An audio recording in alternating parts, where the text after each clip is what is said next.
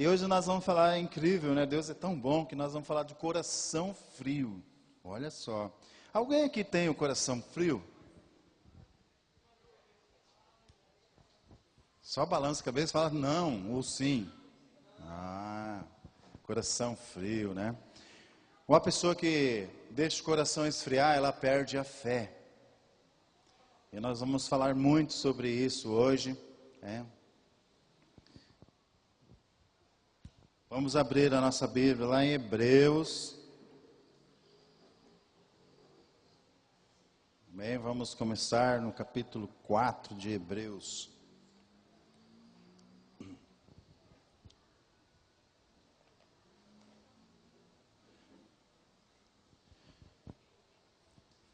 Vão procurando aí. Porque falar de coração frio, de perder a fé, né?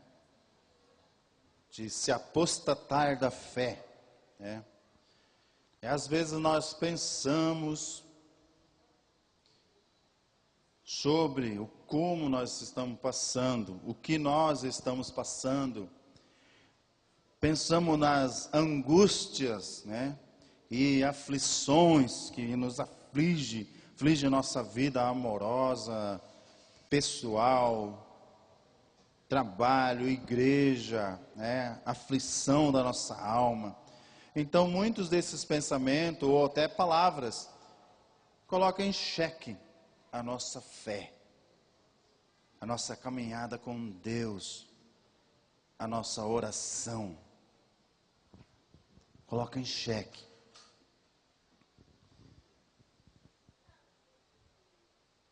E muitas das vezes, nós começamos a esfriar o nosso coração, o nosso sentimento, com relação a Deus. Então, nós começamos a colocar em xeque a nossa fé, nós mesmos. Começamos a não crer mais. Então, aí começa, né, o esfriamento, né, começa a ter um coração de gelo. Não temos mais o sentimento gostoso que como foi no primeiro amor.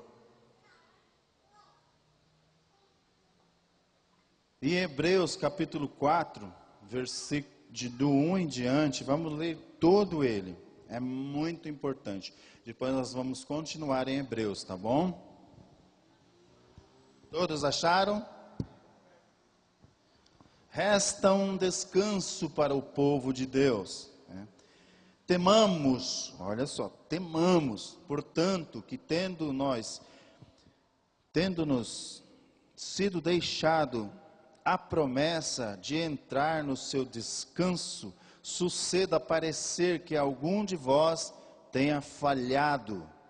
Pois também a nós foram anunciadas as boas novas, como a eles. A palavra que ouviram nada lhe aproveitou, visto não ser acompanhada pela fé daqueles que a ouviram. Ora, nós os que temos crido, entramos no descanso de tal disse, como tal disse.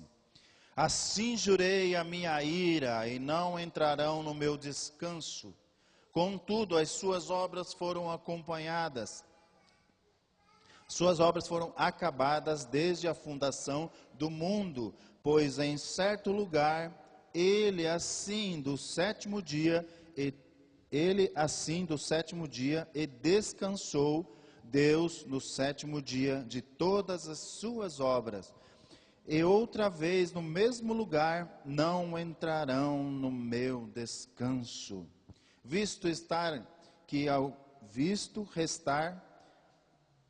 alguns entrem nele e que aqueles a quem primeiro foram pregadas as boas novas não entraram por causa da desobediência. Determina outra vez, certo dia, hoje, dizendo por meio de Davi, há muito tempo depois, segundo antes fora dito. Hoje, se ouvirdes a sua voz, não endureçais os vossos corações. Ora, se Josué lhe houvesse dado descanso, não teria falado depois disso, de outro dia. Portanto, resta ainda um repouso para o povo de Deus, pois aquele que entrou no descanso de Deus, ele próprio descansou de suas obras, como Deus das suas. Procuremos, portanto, entrar naquele descanso, para que ninguém caia no mesmo exemplo de desobediência. Pois a palavra de Deus é viva, eficaz e muito cortante, de qualquer espada de 2 gumes, que penetra até o ponto de dividir alma, espírito, juntas e medulas, é apta para discernir os pensamentos e intenções do coração. E não há criatura alguma encoberta diante dele. Todas as coisas estão nuas e patentes aos olhos daquele a quem devemos prestar contas. Visto que temos um grande sumo sacerdote, Jesus, o Filho de Deus, que penetrou nos céus, retenhamos firmemente a nossa confissão, pois não temos um sumo sacerdote que não possa compadecer-se de nossas fraquezas, porém um que como nós, em tudo foi tentado, mas sem pecado. Cheguemo-nos, pois, confiante ao trono da graça, para que recebamos misericórdia e achemos graça, a fim de sermos socorridos no momento oportuno. Amém? Então, Jesus, a palavra que foi escrita aqui em Hebreus capítulo 4, o livro de Hebreus, até hoje ninguém tem certeza de quem escreveu o livro, quem escreveu a carta. Estudiosos, teólogos, eles calculam que essa carta foi escrita 95 anos depois de Cristo, mas não tem um autor. Podem verificar. E essa parte do capítulo 4, ele está contando a história daqueles hebreus que saíram do Egito e caminhando por 40 anos no deserto e foram desobedientes. Aqueles que saíram do Egito adulto, nenhum entrou na terra prometida, por causa da desobediência. Muitas vezes podemos até achar que Deus é ruim, é carrasco, Ele é malvado. Por que tirou eles da escravidão e deixou eles morrerem no deserto, caminharem por 40 anos no deserto?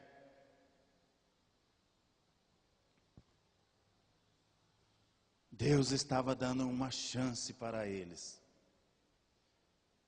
E Deus demorou 40 anos dando chance para eles. Eles tinham o direito, só não entraram porque foram desobedientes até a morte. Eles tinham tudo: comida, bebida, sombra. Deus os alimentou.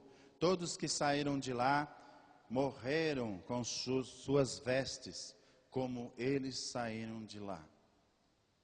As roupas, suas vestes não estragavam, não apodreciam, porque o Senhor mantinha como novo todos os dias desses 40 anos. Tanto é que quando foram entrar, quando todos morreram, os pais, os velhos,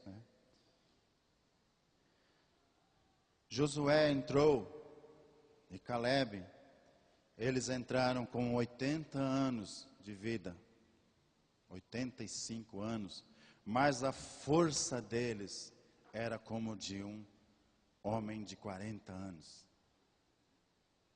O vigor deles, porque eles foram obedientes. E essa carta aos Hebreus está, foi dado, no caso, para alguém que conhecia muito bem aquele povo hebreu, os judeus. Ele sabia o que ele estava escrevendo, inspirado pelo Espírito Santo, mas ele tinha um profundo conhecimento de quem era o povo judeu, a nação santa escolhida de Deus. Assim como nós hoje somos. Essa pessoa que escreveu, ele disse: tomem cuidado, porque não adianta você andar, Tem gente que bate no peito. Eu tenho 40 anos de cristão. A gente pode bater no peito também e perguntar, mas quais são as suas obras? O que você tem feito? Está escrito aqui, cuidado. Tomem cuidado. O que você tem feito? Você tem culpado Deus pelo seu fracasso? Você tem culpado Deus pelas coisas que são ruins, que vêm acontecendo na sua vida? Aqui ele comparou nós, quando aceitássemos Jesus, seríamos como aquele povo que caminhou no deserto. Então não reclame da sua vida, não murmure, não seja frio, não dê desculpa, porque no deserto, Deus deu a eles sombra e água fresca. Mesmo andando no deserto, eles comeram do melhor de Deus. E você também pode comer do melhor de Deus, se você não reclamar, se você parar de murmurar. Primeiramente, você não vai esfriar, você não vai se desviar do caminho do Senhor, você não vai ter medo, porque você sabe quem você é. E o autor diz aqui bem claro, que nós também somos como aquele povo que a partir do momento que nós aceitamos o Senhor, o sacerdote, como senhorio da nossa vida, nós também entraríamos no deserto. E no deserto não tem só sol quente e areia. Tem também as coisas boas, tem as bênçãos também. Se não for assim, Jesus também não teria dito lá em Mateus capítulo 5, no versículo 10, 11 e 12. Sejam felizes aqueles que sofrem perseguição por amor de mim. Quem aqui está sendo perseguido? Está sendo injuriado? Está sendo enganado? Estão inventando mentiras sobre você? Eu creio que há pessoas assim aqui. Mas ao invés de tirar a sua identidade e falar, eu sou de Cristo, não fica chorando, se lamentando, tendo alto flagelo, dó de si mesmo. Isso é um pecado e grave. Fala, eu sou de Cristo. Eu sou de Cristo. Eu sei quem sou eu. E ele diz mais, fiquem felizes, se você sofrer perseguições. Ele não disse para você chorar, ele não disse para você ir lá no quarto orar por causa disso. Ele falou, fique feliz, porque essa é a marca daquele que serve a Jesus. Não tem o coração de gelo, que só pensa em si mesmo. E quando acontece algo errado, culpa a Deus.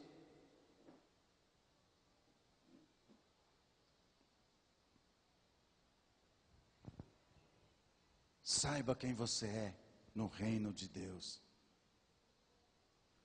Não perca sua fé por causa de perseguições, por causa de mentiras, de insinuações.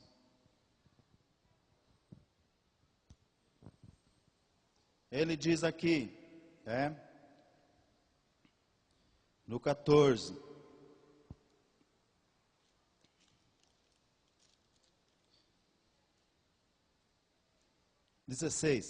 cheguemo-nos, pois confiante ao trono da graça, para que recebamos misericórdia e achemos graça, a fim de sermos socorridos no momento oportuno. A Bíblia, que a tradução é hora certa, momento oportuno, hora certa, na hora certa. Nós temos que se achegar a Deus, mas o momento oportuno não é o momento que você está lá fazendo uma entrevista de emprego, falar, Senhor, é a oportunidade do Senhor me abençoar. Quando estou fazendo a prova, quando vou fazer vestibular, não é esse o momento oportuno que ele está dizendo. O momento oportuno é que quando não há mais o que você fazer, aonde Deus começa a agir na sua vida. Agora eu digo para vocês, até quando vai ficar chorando, se lamentando, tendo medo, sendo pequeno? Mostre a essas coisas o tamanho do seu Deus. E para você fazer uma entrevista de emprego, caminhe, ande, se esforce. Você vai fazer prova, estude. Não fique se lamentando para Deus. Ele não vai ouvir essa oração, porque não é o momento oportuno dele agir. Ele quer ver o seu esforço. Qual é o esforço que você tem feito para se manter no caminho, com o coração quente, não fervendo de ira, de lamentações, de angústia, de mágoas? A mágoa não cabe no coração de um cristão. Não há como o Espírito Santo dividir lugar com mágoas, com raiva, com ira. O apóstolo Paulo diz, é bem claro, irai-vos, mas não pequeis. Pergunto a vocês, alguém aqui tem a condição de se irar e não pecar? Eu não tenho. O melhor para mim é não se irar. Porque também está escrito que eu tenho que ter o controle. Eu tenho que manter o controle.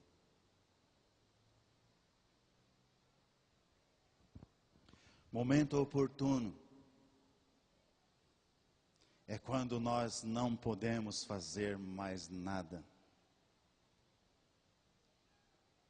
É onde Deus entra e começa a fazer. Ele sabe o que você precisa. Ele sabe o que você quer. Ele sabe a intenção do seu coração.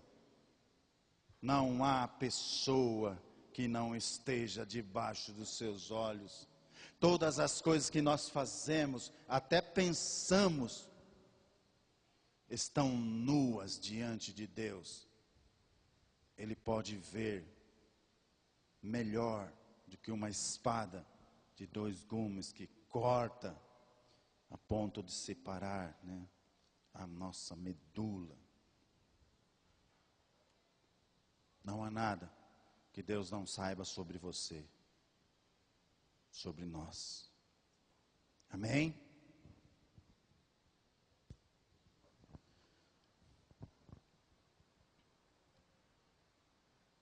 O que acontece em nossa vida que nos coloca em situações que sentimos a necessidade de se apegarmos mais à nossa fé, nos aproximarmos mais do trono de Deus? Hebreus 2, amém? Portanto, desde o início, portanto, devemos atentar com mais diligência para as nossas coisas que já temos ouvido, para que em tempo algum nos desviamos dela. Pois se a palavra falada pelos anjos permaneceu firme, e toda violação e desobediência recebeu justa retribuição. Como escaparemos nós se negligenciarmos tão grande salvação, a qual, começando a ser anunciada pelo Senhor, foi-nos depois confirmado pelos que a ouviram. Amém?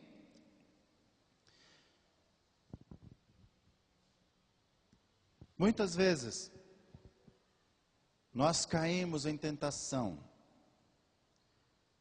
de desistir do caminho de Deus. Muitas vezes. Somos tentados todos os dias. Mas nós temos alguém para olhar e dizer: olha, Jesus veio como homem igualzinho a nós. Nasceu de uma mulher, mas não pecou.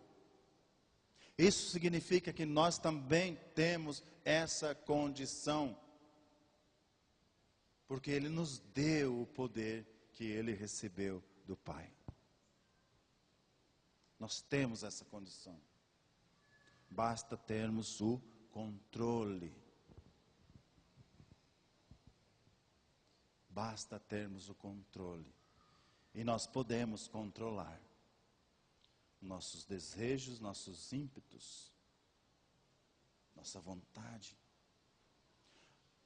a ira, a raiva, a cólera.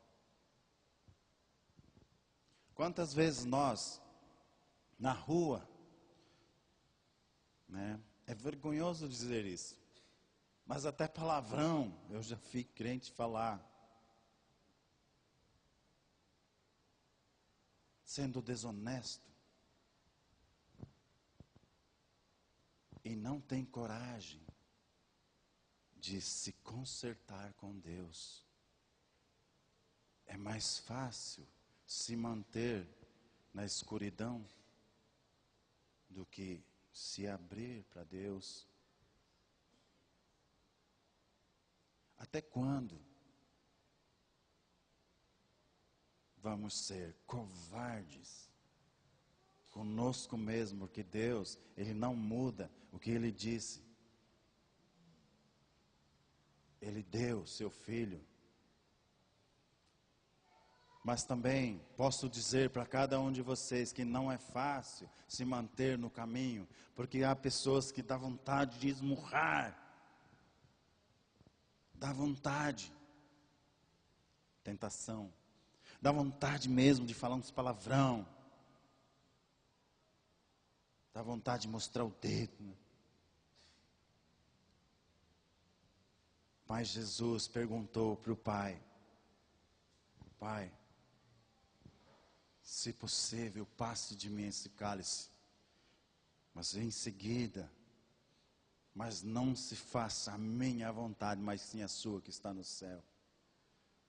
Então Deus ficou quieto. Significou que a resposta dele era: sim, filho, não vou passar. Aguenta.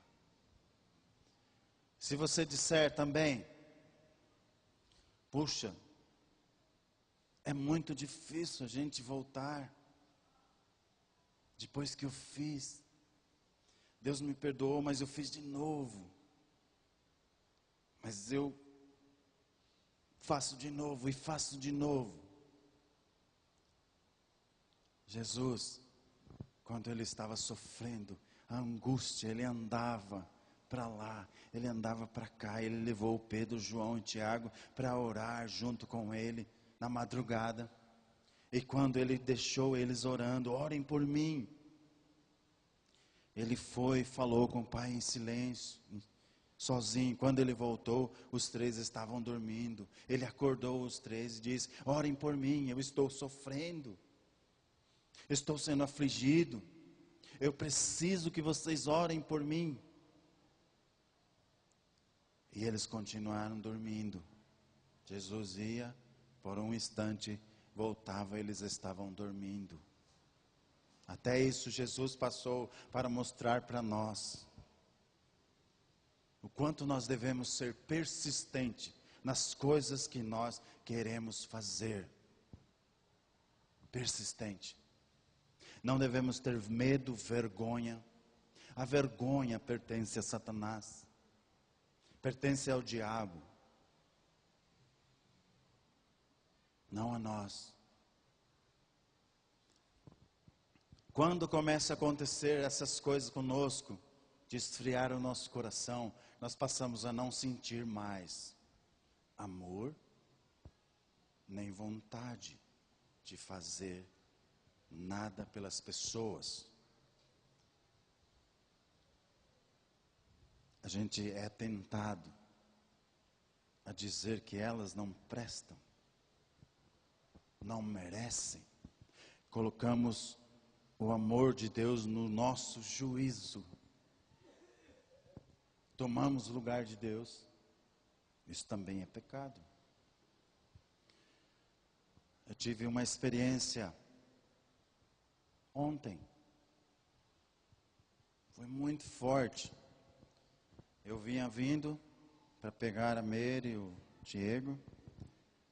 E eu passei por um bar ali, tem 2, 3 bar, que eles fazem uns bailinhos, né? E forró. E é isso mesmo, Flávio. Só na sofrência. Aí eles atrapalhando até o trânsito, estava tão cheio, os 3 bares. Aí limitaram o trânsito, só um carro passando. E eu olhei para aquilo, fiquei olhando e falei: poxa, eu fico tão triste quando chego na igreja, né? E tem bancos sobrando, né? Sobrando. Me dá uma tristeza no meu coração. E eu vejo aqueles bar cheios. Então, se o meu juízo tomar o juízo de Deus, eu vou julgar aquelas pessoas. Eu posso até dizer, lá no inferno elas vão se lembrar desses bailinhos. Quando elas estiverem no inferno, vão se arrepender. Só que elas vão para o inferno mesmo, independente do meu julgo ou não. Então eu falei: Deus, eu quero ter uma experiência com o Senhor agora, aqui. O carro devagarinho. E as pessoas, né? Mas pensa numa alegria, né? Aquelas velhas, uma saia desse tamanho assim, né? O cara tem que puxar. Não. Aí eu falei: Senhor, o que elas sentem? E na hora, assim, entrou um vazio tão profundo em mim, que eu não senti nada. Eu não sabia o que eu estava fazendo. Um vazio por completo. Aí voltei, né? Eu estava dirigindo. Eu falei: e o senhor? O que o senhor sente? Vendo os bancos vazios da igreja. O forró tão cheio. Eu comecei a chorar.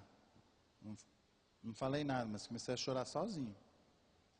Falei: puxa, o Senhor ama tanto essas pessoas. Aí veio, né, o checkmate. E você? que você pensa? E mais, o que você vai fazer? Eu te dei tudo. Eu te dei a palavra, te dei a salvação, te dei o meu filho. O que você vai fazer?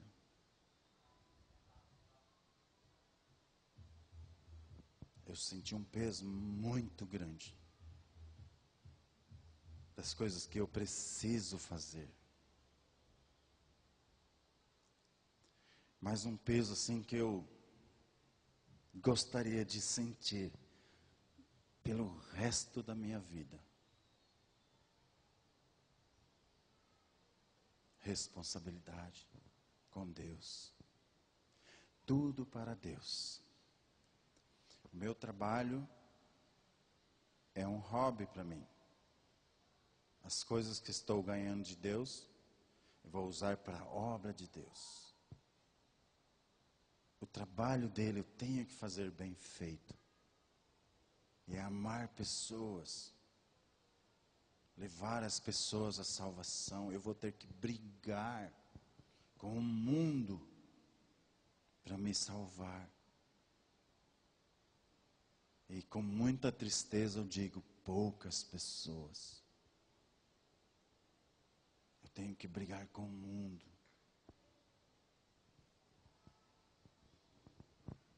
A palavra de Deus diz que uma alma vale mais do que o mundo inteiro.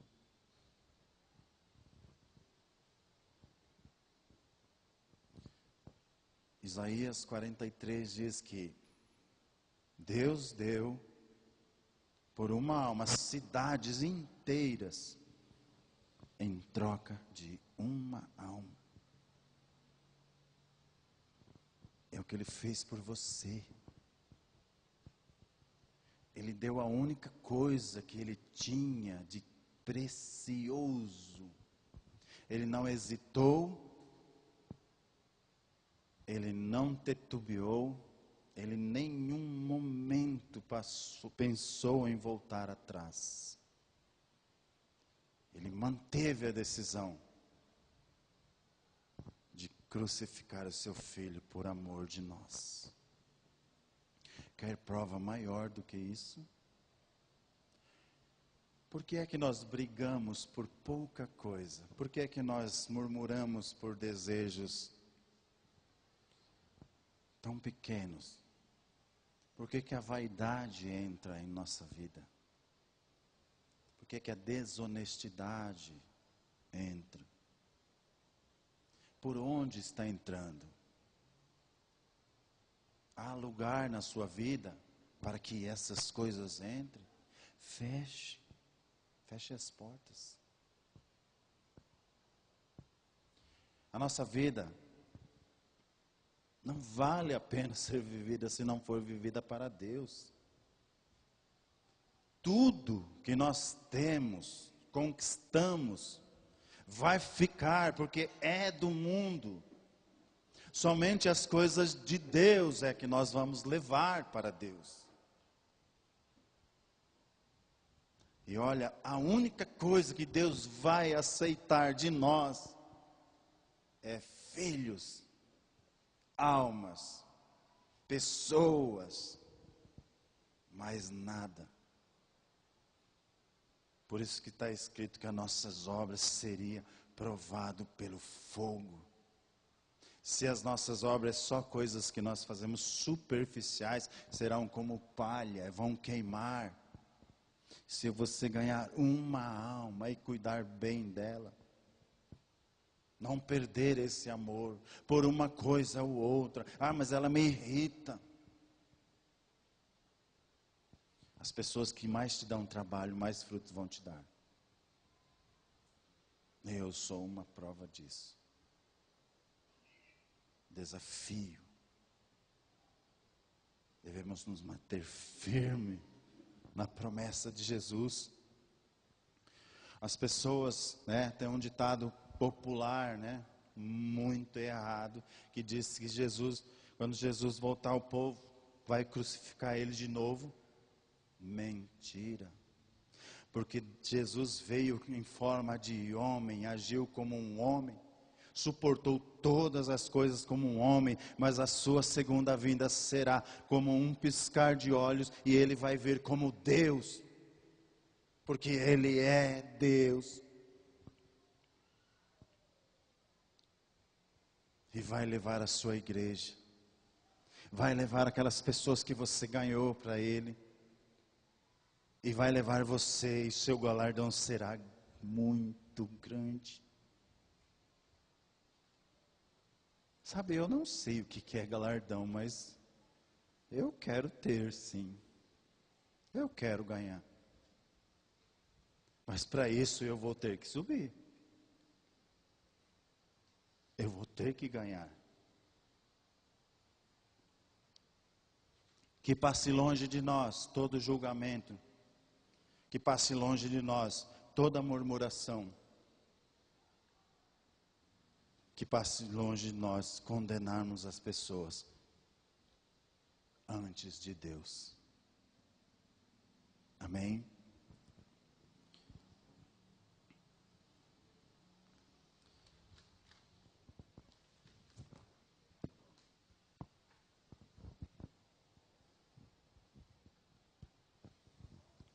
Vou fazer uma pergunta, não precisa responder. Como está a sua fé hoje? Como está o seu coração? Você tem sofrido? Você foi traído? Você tem mágoas, tristeza, raiva, ira, cólera? Tem sofrido perseguições, abusos? Tem sido tentado? Tem sentido autocomiseração? Tem sentido pena de si mesmo? Devemos tomar muito cuidado com a nossa atitude, principalmente com a nossa atitude espiritual. Mas, diante de todas essas coisas, se você sentiu acusação, sentiu peso, sentiu-se culpado, eu tenho uma boa notícia para você. Apesar do medo, apesar da culpa, apesar da mentira, apesar do engano, apesar da autocomiseração, apesar da tristeza que estou sentindo agora, por essa acusação, que não é de Deus,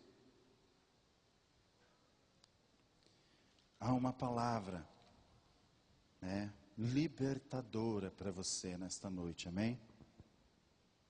Para mim. Romanos 8, 35.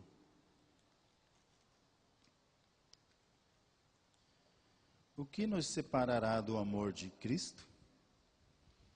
Será a tribulação, a angústia, ou perseguição, ou a fome, ou a nudez, ou o perigo, ou a espada? Como está escrito, por amor de ti somos entregues à morte. O dia todo fomos considerados como ovelhas, levados para o matadouro. Amém?